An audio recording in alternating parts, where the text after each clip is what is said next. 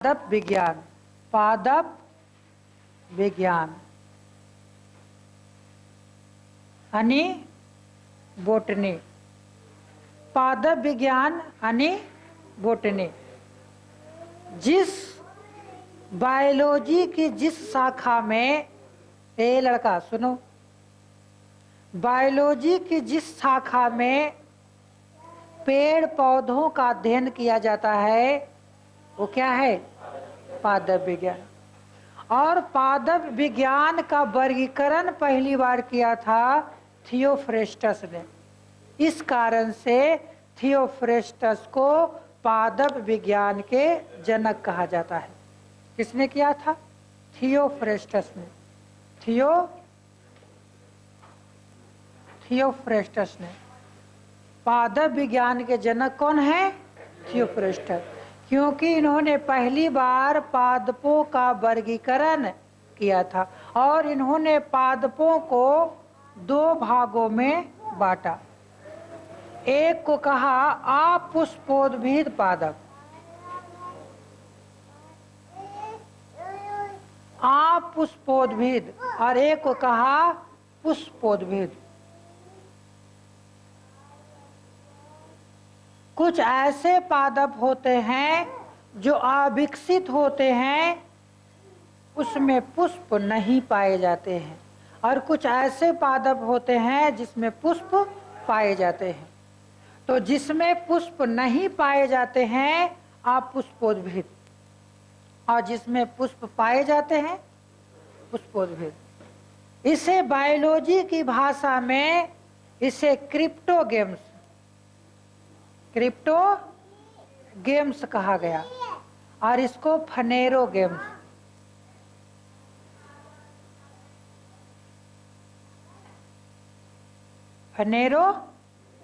कहा गया।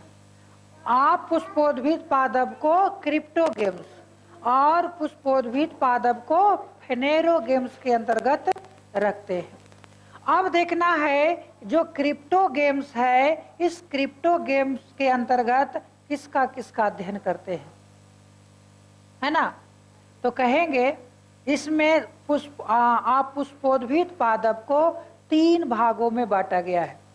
एक को कहते हैं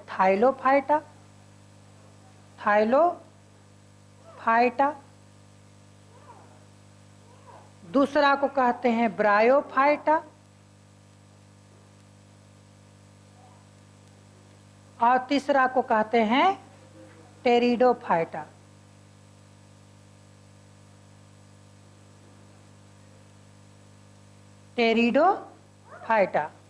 ये तीन प्रकार के यानी अपुष्पोद्भिद पादपों को तीन भागों में बांटा गया है, या कहेंगे क्रिप्टोगेम्स को तीन भागों में बांटा गया है, थाइलोफाइटा, ब्रायोफाइटा और टेरिडोफाइटा। ये पौधों के विकास के आधार पर इसको वर्गीकरण किया गया है। सबसे पहले आपको जो थाइलोफाइटा है, ये ऐसा क्रिप्टोगेम्स होते हैं, ऐसा अपुष्पोद्भिद पादप होते हैं जिसमें जड़, तना, पत्ती, फूल इत्यादि में विभेद नहीं कर सकते। जड़, तना, पत्ती इत्यादि में भेद नहीं कर सकते हैं। वैसे पादप को कहाँ रखेंगे? थाइलोफाइटा में। कहाँ? थाइलोफाइटा में। और कहा जाता है कि थाइलोफाइटा में संवहन उत्तक का अभाव होता है, यानी संवहन उत्तक नहीं पाए जाते हैं। थाइलोफाइटा में संवहन उत्तक नहीं पाए जाते हैं। आगे हम बताएंगे उत्तक, और उसमें संवहन उत्तक क्या करता है, तो पेड़ पौधों में वलय का निर्माण करता है, घेरा। संवहन उत्तक क्या है, तो पेड़ पौधों में जाइलम और फ्लोएम दो संवहन उत्तक होते हैं। उसकी चर्चा हम बाद में करेंगे। तो थाइलोफाइटा में क्या होता है, संवहन उत्तक का अभाव होता है, यानी नहीं पाए जाते हैं। अब थाइलोफाइटा के अंतर्गत इस प्रकार के, इसके अंतर्गत किसको रखा गया है, तो थाइलोफाइटा के अंतर्गत सबसे पहले शैवाल। क्या? शैवाल। शैवाल को देखा है कि उसमें जड़, तना, पत्ती, फूल है?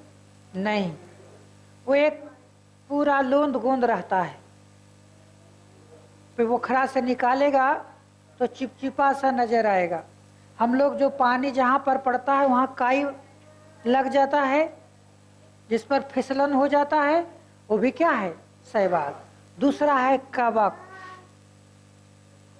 दूसरा है कवक। कवक किसको कहेंगे? देखो, अचार छोड़ देगा तो अचार पर पानी पड़ने के बाद उसमें फफूंद आ जाता है, रोटी पर फफूंद आ जाता है, तो फफूंद क्या है? कवक। तीसरा है जीवाणु। जीवाणु, हालांकि जीवाणु जो है वो पादप जगत में नहीं आता है, लेकिन हम इसको थाइलोफाइटा के अंतर्गत ही अध्ययन करेंगे। अब एक होता है शैवाल और कवक मिला को बोलते हैं लाइकेन। लाइकेन, जहां वायु प्रदूषण होगा वहां लाइकेन पाए जाते हैं। जहां भी वायु प्रदूषण होगा वहां लाइकेन होते हैं। इसलिए कहा जाता है लाइकेन जो है वो वायु प्रदूषण का सूचक होता है। लाइकेन क्या है? वायु प्रदूषण का सूचक होता है। ये क्या किया तुम? सरिये तोड़ दिए, खींच दिए। वायु प्रदूषण का क्या होता है? सूचक होता है।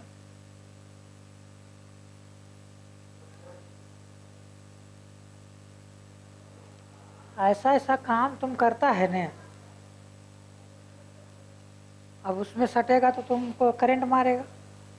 तो कहने का मतलब हो गया कि अगर क्वेश्चन आ जाए कि वायु प्रदूषण का सूचक कौन होता है, तो लाइकेन होता है। तो अब देखना है हम इसको थाइलोफाइटा को क्या बोले कि इसमें जड़, तना, पत्ती इत्यादि में विभेद नहीं किया जा सकता है, और इसमें जो है इसके अंतर्गत शैवाल, कवक और जीवाणु का अध्ययन करते हैं। दूसरा है ब्रायोफाइटा। क्या है? ब्रायोफाइटा। ये ब्रायोफाइटा क्या है? तो ये भी, इसमें भी संवहन उत्तक नहीं पाए जाते हैं। जड़, तना, पत्ती में इसमें को भी विभेद नहीं कर सकते हैं, लेकिन ये स्थलीय पादप है और ये जलीय पादप है। यानी ये स्थल और जल दोनों जगह पाए जाते हैं। स्थल और जल दोनों जगह पर पाए जाते हैं। कौन? ब्रायोफाइटा। और ये ब्रायोफाइटा प्रकार के जो पौधे होते हैं वो नम भूमि में पाए जाते हैं। जहाँ पर भूमि गीला गीला रहेगा वहाँ पर पाए जाते हैं। कौन सा? ब्रायोफाइटा। और ब्रायोफाइटा प्रकार के जो पौधा होता है वो पानी सोखने में बहुत ही ज़्यादा तेज होता है। इस कारण से ये ब्रायोफाइटा प्रकार के जो वनस्पति होता है वो बाढ़ नियंत्रण में भी कार्य करता है। क्या करेगा? बाढ़ नियंत्रण में भी कार्य करेगा। लेकिन ये जो टेरिडोफाइटा है ये पहला विकसित पादप होता है। इसमें जड़, तना, पत्ती भी होता है, लेकिन इसमें फल और फूल नहीं होते। फल और फूल नहीं होते। किसमें? टेरिडोफाइटा में। चीर और फर इसका सबसे बड़ा उदाहरण है। चीर और फर इसका सबसे बड़ा उदाहरण है। एक पौधा है डसोनिया। डसोनिया जो ब्रायोफाइटा प्रकार के सबसे बड़े वनस्पति होते हैं। क्वेश्चन कई बार आता है कि ब्रायोफाइटा प्रकार के सबसे बड़े वनस्पति कौन है? डसोनिया। क्या है? डसोनिया। इसमें संवहन उत्तक नहीं होते, इसमें संवहन उत्तक नहीं होते, लेकिन इसमें संवहन उत्तक पाए जाते हैं। जड़, तना, पत्ती पाए जाते हैं, लेकिन सिर्फ फल और फूल नहीं पाए जाते। फल और फूल नहीं पाए जाते। किसमें? टेरिडोफाइटा में। तो ये तो हो गया अपुष्पोद्भिद पादप। इसमें फिर बारी बारी से चर्चा करेंगे शैवाल क्या है, कवक क्या है और जीवाणु क्या है और लाइकेन क्या है। और इसके बाद जो है कि हम चर्चा करेंगे पुष्पोद्भिद पादप की, और जिसको हम कहेंगे फेनेरोगेम्स।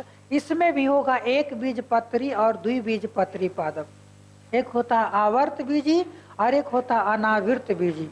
आवर्त बीजी और अनावृत बीजी। तो इसकी चर्चा हम यहाँ पर करेंगे। तो चले पहले